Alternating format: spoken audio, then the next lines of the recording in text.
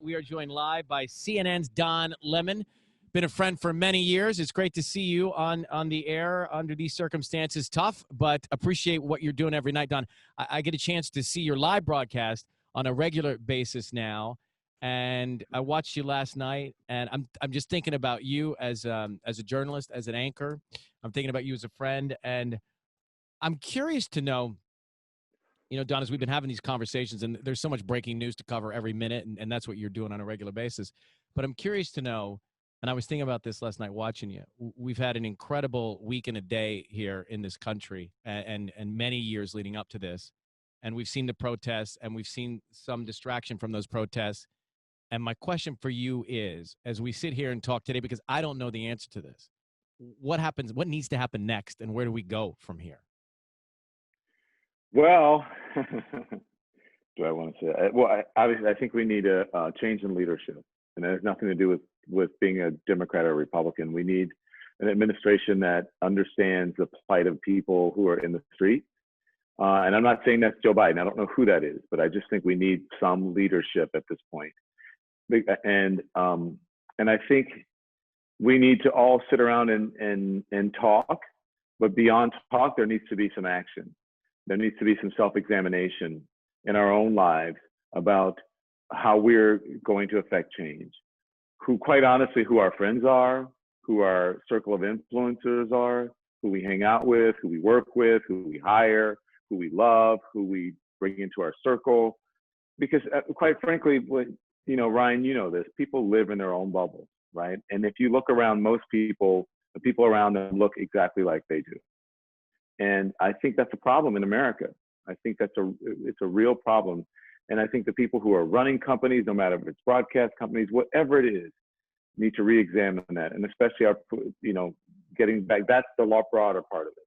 But getting back to what this is about, initially, it's about some change within police departments. But I don't think that change is going to happen within police departments unless the people of America step up and do it.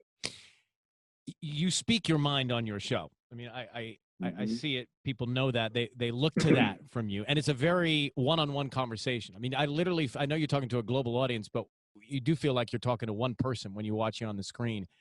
Is it hard for you to balance the emotion that you feel inside as a human and also what you got to do as a broadcaster, as a journalist? It is. But I am so lucky because I am not one of the big three anchormen. I know that sounds weird, right? Where you have to sit there every night and go, "Good evening, as we come on the air tonight, this happens and blah, blah, blah, blah, blah. Let's go now to Ryan Seacrest in the field." Ryan, and you don't really get to, and you go, "That was Ryan," and you come back and that was Ryan reporting. So now on to Recovering America. Right. And then you're like, "Good night, everybody." I don't have that job. My job is to sit there for 2 hours every night and talk to people and have a conversation. And so, I mean, I wish I could had like this whole Zoom thing where people in the audience could like pop in, people in America could pop in, because I'm sitting there and talking to people. And so I don't worry about that anymore. Yeah. I don't worry about saying the wrong thing anymore, because then I'll just get on the next night and say, you know what, I screwed up. I said something wrong. I'm sorry. So let's talk about that, or let's move on. So I think that the only way to do the job that I do is to be honest and to have honest conversations, which is where we start. And so right now I'm talking to Black America. Right? Okay. Let me. I'm speaking for Black America, Black Americans, but mostly right now I'm talking to white America, because that's really who's going to fix this problem. We need allies. African Americans need allies. We need you, Ryan, to think about who you are and what influence you have. We need you to be an ally. We need you to be a friend and to speak out for injustices. And we need everyday Americans to speak out about injustice. When something happens in the workplace, when a person of color is looked over, or a woman, or whoever it is looked over for a job, or something happens that's discriminatory, don't just hold it in, or don't be afraid that, oh my God, I'm going to lose something, by speaking up. Speak up. Mm-hmm. Say something. Say that, my God, that was racist. Well, that wasn't fair. Well, why don't we have any Black people on our staff? Why is there no one why does everyone look exactly like we do? Who's making the decisions? That's what we need white America to do, because people hire and they hang out with the people who look like them. And that is the problem. That's the problem. Don Lemon with us, who just got off the air hours ago. I know, I'm exhausted. How late did you work last night? No, you can't. You look great. You look good. How late did you work? I worked till midnight. The night before I worked till the midnight, and the night before that I worked till 2. And then I think I worked till 1 the night before that. I haven't had a day off. I don't think I'll have a day off this week. Well, not with all this breaking news. I'm curious to know what moments have made you most proud in the last couple of days. Proud of what? Just America? I'm just, you talk about people coming together, white people, black people. We were talking just a few minutes ago about some of the cops kneeling with the protesters. We were talking about, and one of the things with the coverage, and this, look, you got to cover what you cover. One of the things with the coverage is, especially in local cities, there's a lot of coverage about the negative stuff when the vast majority of the people out there are peaceful protesters. So I'm just curious to know, have you seen moments of light? Have you seen moments that have made you proud of any sort of progress? Well, there are little moments which I think that translate, and those moments translate into bigger things, right? With the sheriff who kneeled with the protesters. Yeah. There is the New York City police, I think it was a captain or lieutenant or whatever, who hugged the protesters and got in there and marched with them and kneeled with them as well, and really calmed things down. But I have to say, I'm really proud of the young people in this country, and I'm proud of, when I look out at those people who are the mostly kids, mostly I call them kids because I'm an old man, but the mostly young people who are marching, it's diverse people. I mean, there's a lot of white people out there, let's be honest, right? And I think that people, they're awake now, and they're not going to stand for it. I think that it's this racism and bias, I think it's just ingrained in older people, and it's taught. I think that younger people, and I know each generation we say that, and I'm knock on wood as I say it, but I think younger people have just had enough, and they see the injustices, and they're tired of it. And I also think, coming off of, quite honestly, the whole, this new women's liberation when it comes to the workplace, I think people are becoming empowered. And one movement builds off the other. And I think this movement is going to build into something. And this is different than when I covered Freddie Gray in Baltimore and when I covered Michael Brown in Ferguson. I think that this is different. I think us sitting at home had something to do with it, because it's in front of we're all sitting in front of a television. We all saw, in the span of 2 weeks, 2 black men die on videotape. One shot with a shotgun, the other one killed by a police officer with his knee on his neck. But I'm proud of young people. I'm proud of the diversity in America, and young people really standing up for what they believe. I think that's something we noticed too. You see, all colors of people out protesting, and last night even I think, and they mean it. They mean it. It's real. Yeah, it's real. Real. They're fighting. They're like, no, you're not going to do that. I saw this woman, this cop, came up against in Atlanta and did something to. There was a black guy with a bicycle. This woman, this white woman, I don't know if you saw this videotape, took that bicycle, that police bike, and said, "You're not going to do that," and grabbed it. And we were like, "Oh my God, Did you guys see that?" Yeah. It's amazing. Sorry to interrupt. No, it's powerful. Yeah. And just a bit of reporting, if you could tell us, these police officers, there's 4 in total that were involved in this incident. What is going to happen with these other 3? What needs to happen with all 4 of them? What's taking so long? Just shed a little light for us.